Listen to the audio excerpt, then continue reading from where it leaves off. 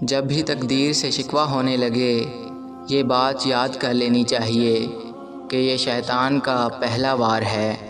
اس کے بعد وہ مایوسیوں کے اندھیروں میں بہت سہولت کے ساتھ لے جائے گا۔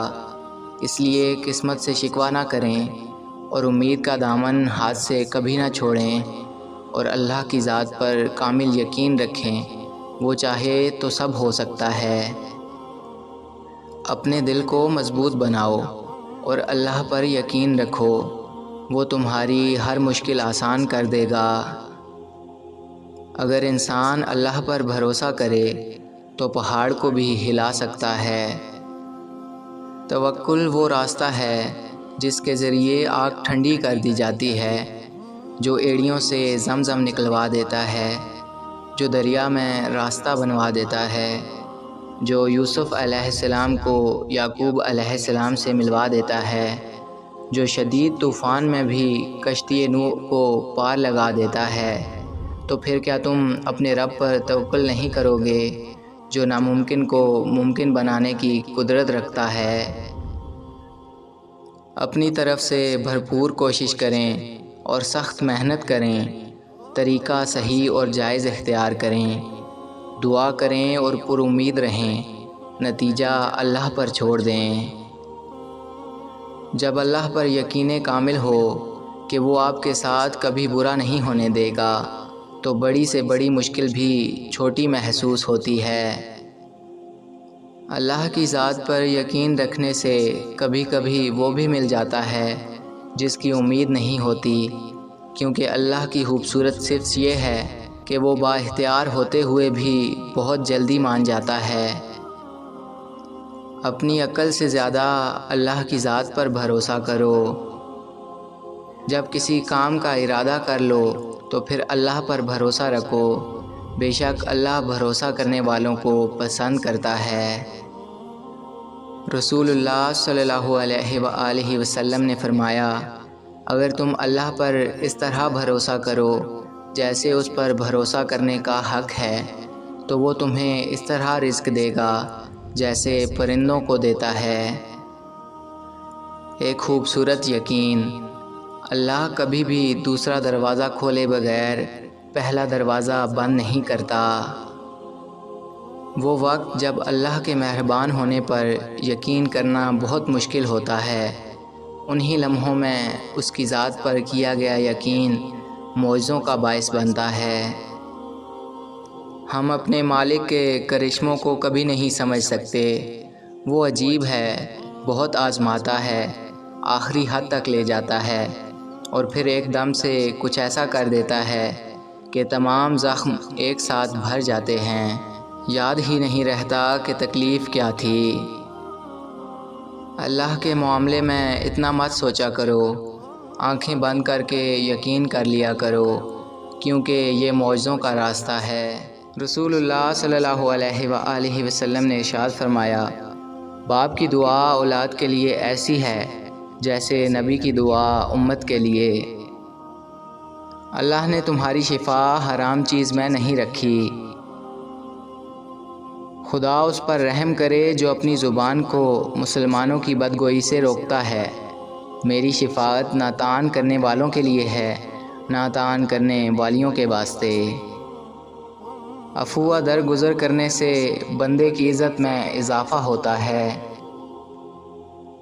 رسول اللہ صلی اللہ علیہ وآلہ وسلم نے فرمایا، میری امت کے تمام لوگوں کے گناہ اللہ بخش دے گا، سوائے ان لوگوں کے جو گناہ کر کے لوگوں کو فخر سے بتائیں کہ ہم نے یہ گناہ کیا ہے۔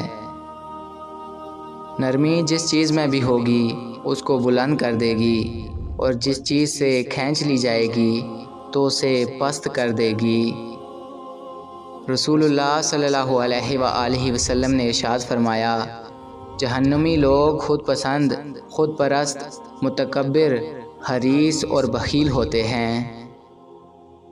جو شخص اللہ پر اور قیامت کے دن پر ایمان رکھتا ہے اسے چاہیے کہ اچھی بات کہے یا خاموش رہے۔ رسول اللہ صلی اللہ علیہ وآلہ وسلم نے فرمایا، لوگوں میں بدترین شخص وہ ہے کہ جسے اس کی بد کلامی کے ڈر سے لوگ چھوڑ دیں۔ آدمی اپنے اچھے اخلاق کی وجہ سے ان لوگوں کا مرتبہ پا لیتا ہے جو راتوں کو عبادت کرتے ہیں اور دن کو روزے رکھتے ہیں۔ رسول اللہ صلی اللہ علیہ وآلہ وسلم نے فرمایا، جو بھی مسلمان اپنے بھائی کے پس پشت اس کے لیے دعا مانگتا ہے تو فرشتہ کہتا ہے کہ تیرے لیے بھی اسی طرح ہو۔ مومن نہ طعنہ زنی کرنے والا ہوتا ہے، نہ لعنت بھیجنے والا، نہ بیہودہ بکنے والا، نہ بے حیائی کی گفتگو کرنے والا۔ نبی کریم صلی اللہ علیہ وآلہ وسلم نے فرمایا، سب سے بڑی زیادتی کسی مسلمان کو بے عزت کرنا ہے۔ اللہ تعالیٰ فرماتا ہے، جو لوگ میری عظمت و جلال کی وجہ سے آپس میں محبت رکھتے ہیں، قیامت کے دن ان کے لیے ایسے نور کے ممبر ہوں گے جن پر انبیاء اور شہداء بھی رشک کریں گے۔ رسول اکرم صلی اللہ علیہ وآلہ وسلم نے فرمایا، اللہ تعالیٰ نرمی کا معاملہ کرنے والے ہیں اور نرمی کے معاملے کو پسند فرماتے ہیں، اور نرم ہوئی پر وہ اجر عطا فرماتے ہیں جو تندئی اور سختی پر نہیں دیتے۔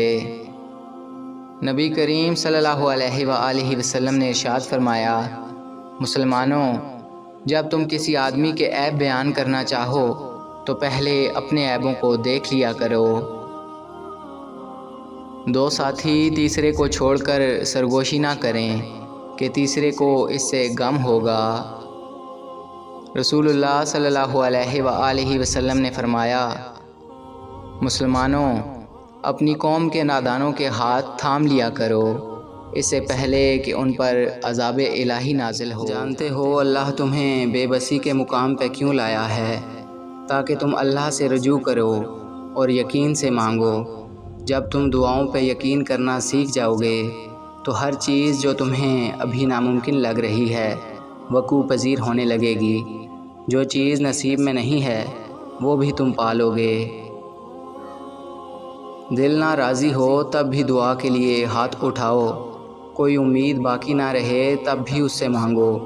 وہ جو رات سے دن نکال سکتا ہے وہ نا امیدی سے یوں امید نکالے گا کہ تم حیران رہ جاؤ گے۔ جب اللہ تم سے کہہ رہا ہے کہ مجھ سے مانگو میں دوں گا، تو کیا تمہیں یہ قبولیت کی دلیل نہیں لگتی؟ ممکن ہے جو تم دعا میں مانگتے ہو اللہ نے پہلے ہی تمہارے مقدر کا حصہ بنا دیا ہو، اور وہ تمہارے توکل اور صبر کو آزما رہا ہو، اور اسے تمہارا یوں بار بار مانگتے رہنا بہت پسند ہو۔ اللہ تمہیں تہجد تک لے آیا ہے، اس کا مطلب سمجھتے ہو؟ اللہ تمہاری چاہ کو تم سے ملوانے کی تیاری کر رہا ہے۔ دعائیں مانگتے رہا کرو، قبولیت کے فیصلے نیت اور طرف دیکھ کر کیے جاتے ہیں، حالات اور اسباب دیکھ کر نہیں۔ تہجد کی توفیق مل جانا ہی اس کی اور اس میں مانگی جانے والی دعاؤں پر قبولیت کی نشانی ہے۔ جب مانگنے کی توفیق وہ دے رہا ہے تو کیا قبولیت کی یہ پہلی نشانی تمہیں نہیں لگتی؟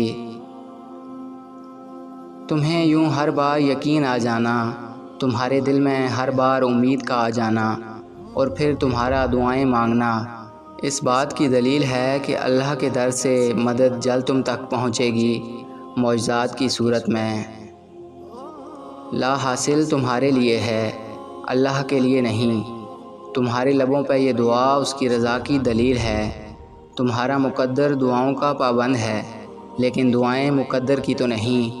ذرا سی دیر کی وجہ سے مانگنا مت چھوڑنا، کیونکہ صدائیں کبھی رائے گاہ نہیں جاتی۔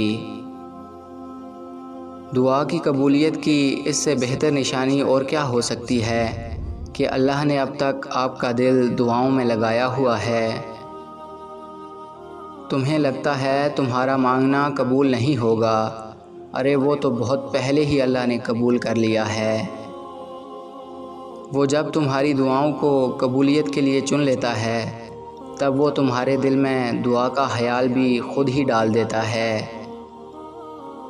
جن لوگوں کی تنہائیاں پاک ہوتی ہیں ان کی دعائیں کبھی رد نہیں ہوتی۔ دعاؤں کا مسلسل تمہارے لبوں کی تسبیح بن جانا اللہ کی طرف سے تمہارے لیے قبولیت کا ایک اشارہ ہے، اور دعائیں مانگتے رہو، اسے اپنے بندے کے اٹھے ہوئے ہاتھوں کی لاج رکھنا آتا ہے۔ تم تب بھی دعا کرتے رہنا جب تمہارے پاس قبولیت کی کوئی وجہ باقی نہ رہے، کیونکہ بے بس صرف تم ہو، اللہ نہیں۔ وہ تو پل بھر میں نصیبوں کو بدل سکتا ہے۔